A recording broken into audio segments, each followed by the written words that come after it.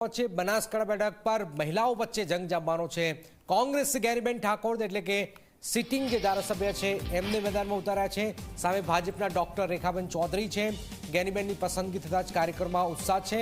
મત આપી દીકરીનું મામેરું ભરવા લોકોને અપીલ પણ કરી છે। બનાસકાંઠાની જનતા અમને આશીર્વાદ આપશે। જ્ઞાનીબેન ઠાકોરે હાઈકમાન્ડનો આભાર વ્યક્ત કર્યો છે। બે ધારાસભ્યો રિપીટ કર્યા છે, એમાં એક જે છે જ્ઞાનીબેન ઠાકોર અનંત પટેલ, આ બે ધારાસભ્યો ને કોંગ્રેસે લોકસભાની ટિકિટ આપી છે। એમને કાર્યકરોનો આભાર પણ માન્યો છે।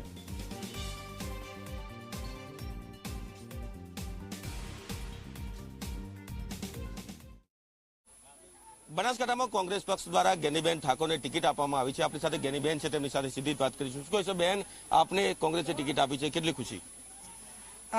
લોકશાહી ઢબે જ્યારે પાર્ટી ટિકિટ આપતી હોય ત્યારે ખુશી કેન્ડિડેટ કરતા એના ટેકેદારોને, જનતાને અને જે ચૂંટણી લડવા માટે મેદાનમાં ઉતરવાના છે એ તમામ લડવાયાઓને ખુશી હોય અને એમની ખુશી એ અમારી ખુશી છે। ટિકિટ લીધા પછી જે પ્રોગ્રામ ગોઠવાય છે એ પ્રમાણે આયોજન કરીને લોકો વચ્ચે જઈશું, પણ ટિકિટની ખુશી મારા કરતા જનતાને વધારે છે। બેન, મહિલા સામે મહિલા ઉમેદવાર છે, શું કહેશો? કાંટેની ટક્કર હશે? 28 વર્ષના રાજકારણના સમયગાળા દરમિયાન બનાસકાંઠાનું એક તાલુકો અને તમામ આગેવાનો સાથે મારો કાયમી સીધો સંપર્ક રહ્યો છે। એટલે ચૂંટણી લડવી, વિધાનસભા મારી 4 વિધાનસભા હોય, તાલુકા પંચાયત, જિલ્લા પંચાયત, અનેક ચડાવ ઉતાર સાથે 28 વર્ષના જાહેર જીવનમાં કાયમી લોકો વચ્ચે જઈ અને વાત કરી છે।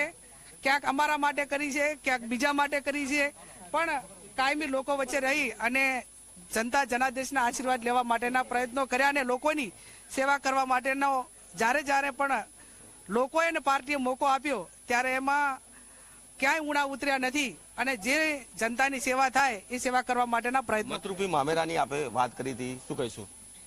લોકશાહીની ખુશીમાં બનાસકાંઠામાં મતનું મામેરું એટલે એક વોટ આપી અને મને દીકરી તરીકે મારા આ રૂડા પ્રસંગને એક ઉજાગર કરવાનો છે, એને સમર્થન આપવાનું છે અને બનાસકાંઠાની સતીશે કોમ મને આશીર્વાદ આપીને મામેરું ભરશે એવી બનાસકાંઠાની તમામ સમાજના ભાઈઓ, બહેનો અને સૌ વડીલો ઉપર મને ખૂબ મોટો ભરોસો છે। જીતનો કેટલો વિશ્વાસ આપ કરી રહ્યા છો?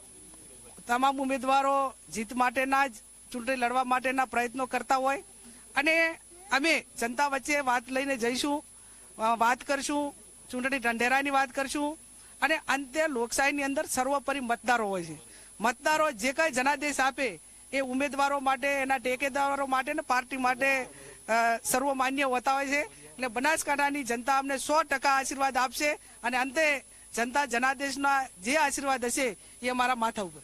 તો આ હતા જ્ઞાનીબેન ઠાકોર, તેઓ કહી રહ્યા છે કે જે રીતે કોંગ્રેસ દ્વારા તેમને ટિકિટ આપવામાં આવી છે અને જે રીતે જનતા તેમની સાથે છે અને જનતા ઉપર તેઓ પૂરેપૂરો વિશ્વાસ છે, એટલે જીતની આશાવાદ તેઓ વ્યક્ત કરી રહ્યા છે। અલ્કેશ રાવ, જી મીડિયા, બનાસકાંઠા।